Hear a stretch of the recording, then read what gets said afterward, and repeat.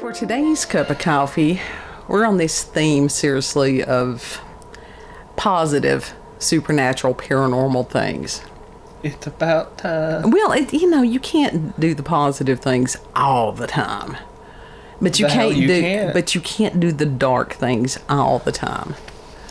So it's a matter of trying to find a little bit of balance in there. Uh-huh. And so this one is specifically dedicated to Joe Schmo on YouTube.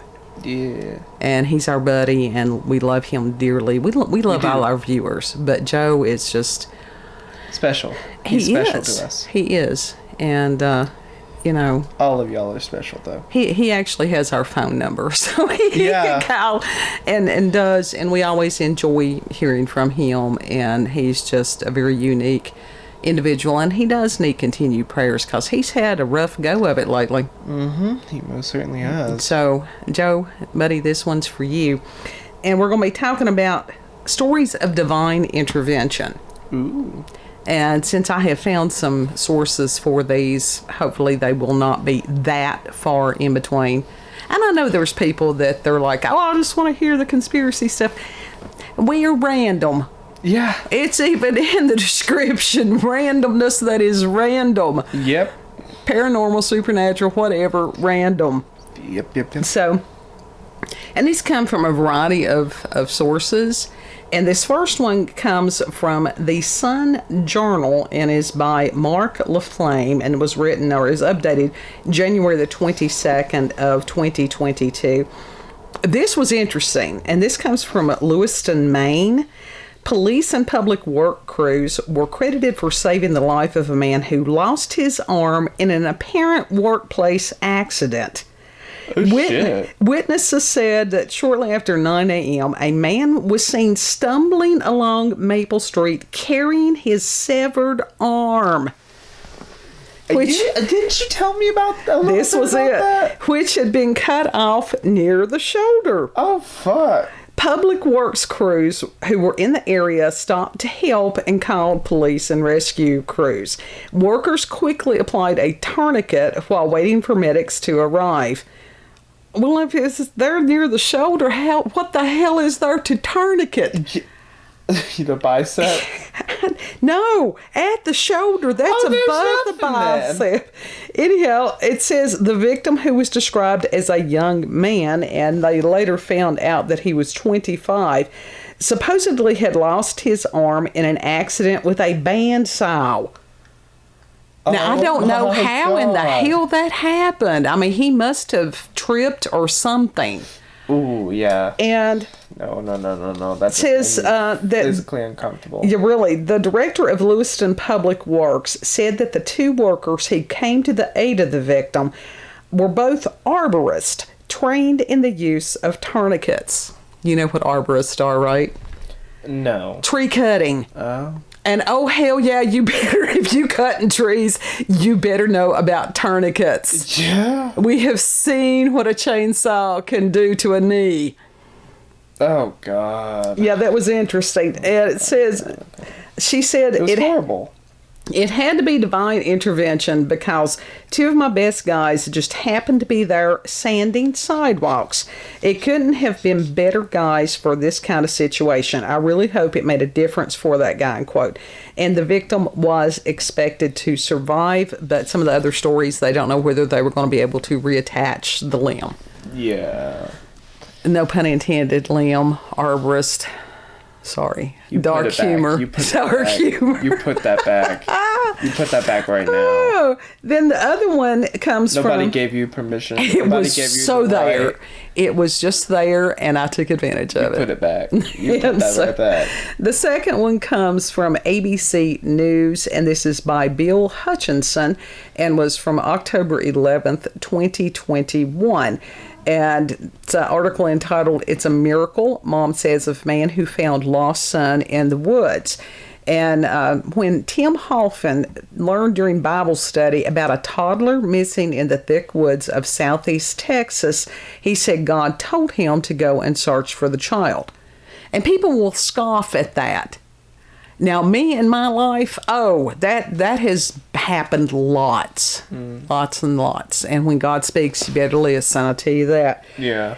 And in an interview on ABC's Good Morning America, Halfland said he can only credit divine intervention for leading him on Saturday to find 3-year-old Christopher Ramirez, who survived nearly 4 days alone in the woods of Grimes County, about 50 miles northwest of Houston. A 3-year-old, 4 days alone in the woods. Now that's every parent's horrible. nightmare. Yeah.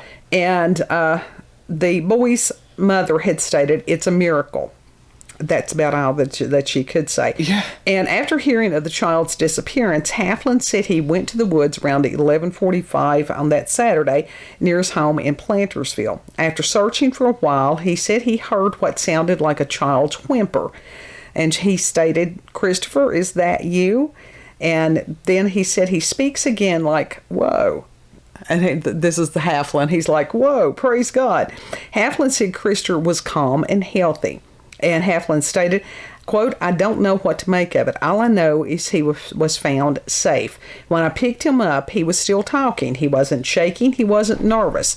The things I would expect. Maybe he just sensed I've been found," end quote. Yeah.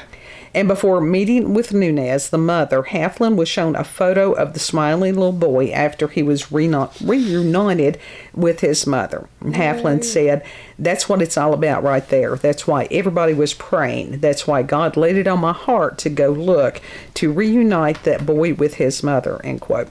Grimes County Sheriff Don Sowell said Halfland found Christopher about 5 miles from the child's home, where he vanished after supposedly following a neighbor's dog into the woods. Oh, shit. The boy was treated for dehydration and minor scratches on his face and then was sent home that Monday afternoon. Good. Christopher vanished around 1:30 p.m. on a Wednesday in the 2 minutes that his mother said she was carrying groceries into her house from her car. And it can happen that fast. Little peoples, oh my God, they can move So quickly. Yeah, absolutely. And like I said, that's for you. That's why I wanted a leash. Should have got a leash. You should've. Yeah.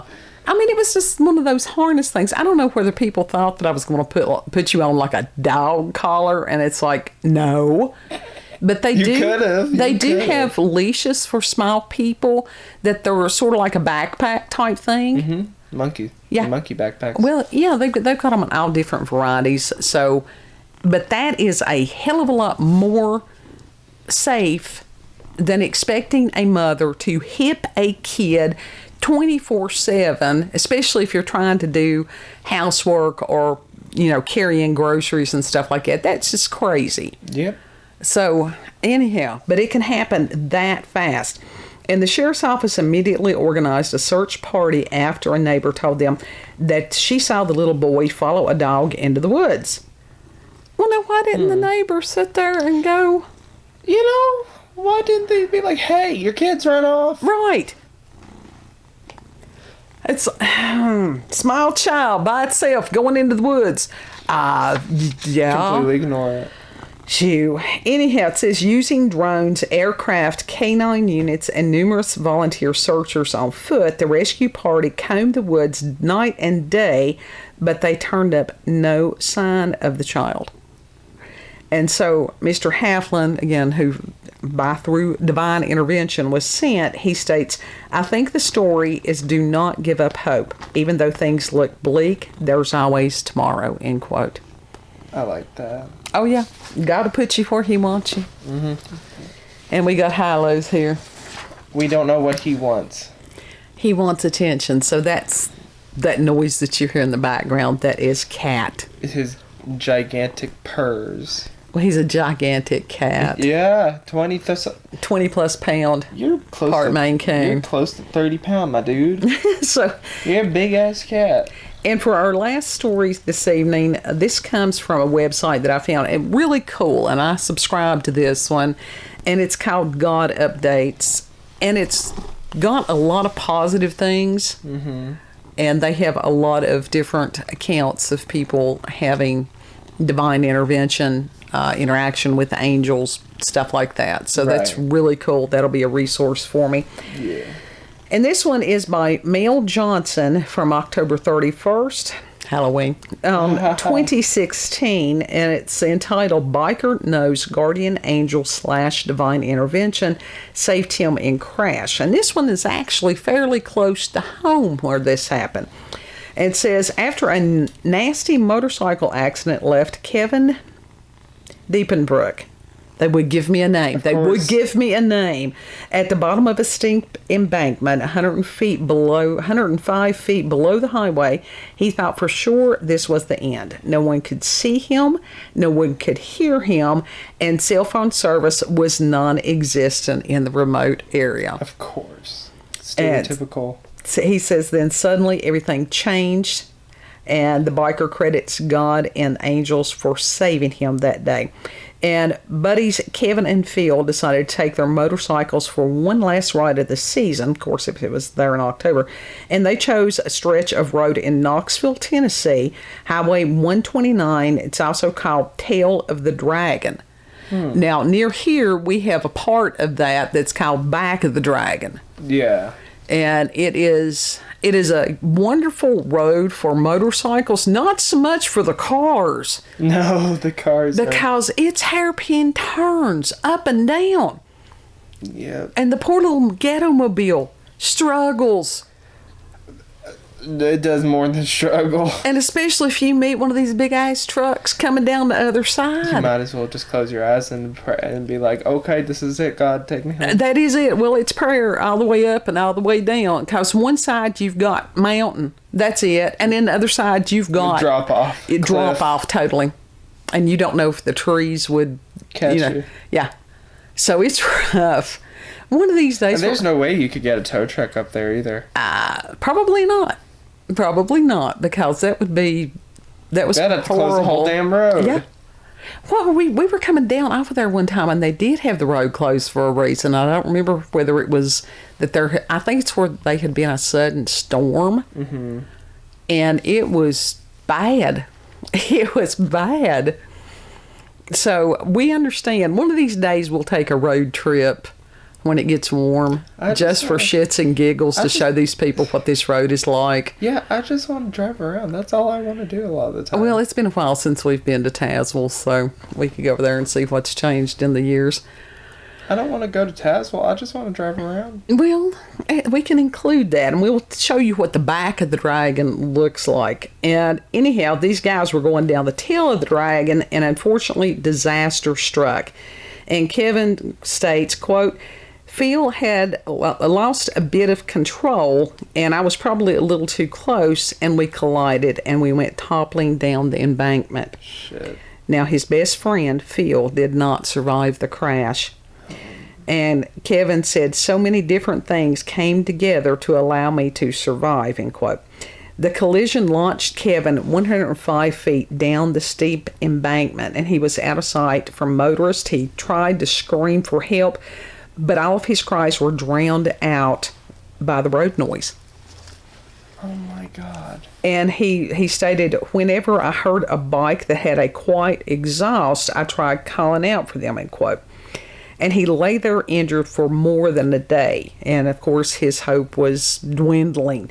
Kevin accepted the fact that he was going to die and began recording farewell videos on his phone in the hopes that they would be shared with his family once his body was finally discovered. 30 hours after the crash, a car just happened to pull over at that exact spot. Kevin mustered up the strength to yell for help one more time. And he stated, quote, no doubt in my mind it was divine intervention. There's no reason why people should have stopped where they stopped.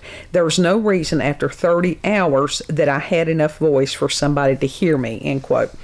Kevin was taken to the hospital where doctors treated his severe injuries, which included a fractured spine, broken ribs, and road rash. It's a wonder that he didn't have more than that. Yeah. But he's alive and expected to make a full recovery with no long-term issues.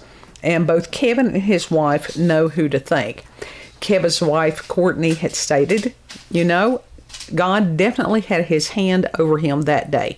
and he had guardian angels looking out for him. And I've had divine intervention many times in my life. I bet you have. So has children's. Youngest kid here, when he was birthed, had the obstetrician. He's like, "Oh, look, this is very rare." Knotted umbilical cord. Absolutely. He's like, "It's a perfect knot in the umbilical cord." And I stopped breathing for a moment. And he said, "It's not constricted at all." You miracle, baby. Oh, I've had lots of miracles. You be a miracle. Your brother be a miracle. Mm-hmm. We've had other miracles, so they do happen. I mean, we've had experiences in our lives that people would have been like, "There is no way that you have lived that." Yeah. But I've had witnesses, so that makes the difference. Mm-hmm. So. Did I smack Hyla with a pillow? Yes. It's okay. It's okay. Pillows. This is why we need to run them out. Even when they seem calm and we're getting ready to record, they're not calm. No. And once again, we want to thank everyone for the prayers with Milo. Yeah. Because this time last week, we really thought he was going to die. Oh, yeah. And he was on the verge of death. And, I had sent out the call, everybody please pray. Youngest kid, even as far as his social media, and somebody there read it and suggested the Pedialyte. Mm-hmm. And we think that made a lot of difference. Yeah. That very well could have saved him. That was divine intervention. Something that simple, that he put out the call and somebody knew the answer and provided the answer, and just grateful. Oh, yeah. Grateful. And it's like, as far as grateful. That book that's featured, Intercessory Prayer, I have read that book, I don't know, 3, 4, 5 times in my life, and it's an amazing book. Mm. And prayer isn't always answered in a day. It can be. It depends on the situation, but Pastor Sheets talks about in there a girl that they, had said she was brain dead, that she was in a coma and stuff. And he would go and pray by her bed. He was led to do this every day, and he did that for over a year. Mm. And they were telling him, just stop, you're wasting your time, blah, blah, blah. And then one day, the girl opened her eyes. There was no brain damage. Hell yeah, dude. Yeah. All healed up. Yeah. Now, why God does what he does, how he does it, why he appears sometimes not to do, we don't always have the answers for that. We're not expected to understand everything, just to trust. Mm. So, and Joe definitely understands that, and so do others. Yeah. Yeah. And it includes situations in our world today. Indeed. And that's where serenity prayer, if you can't do anything about it, accept it, go on. Yep. Because we don't know what God's doing with all this, and he's the ultimate on that. Mm-hmm. So, if you've got experiences with paranormal, supernatural, encounters with UFOs, aliens, cryptids, divine intervention, I'd almost guarantee everyone has had one of those, whether they recognized it or not. Everybody has, yeah. If you've got local, regional, family, myths, legends, what have you, send us an email, cupofcoffeewithscream@gmail.com. Thank you for sharing coffee with us. Know that you are loved. We don't say that glibly. We mean that. So. Yep. And if you like this video, don't forget to like, share, comment, and most of all, subscribe and click that little notification button for daily notifications of our daily uploads. Thank you all and have a good. We'll see you on the next one. Yes. Bye. Bye.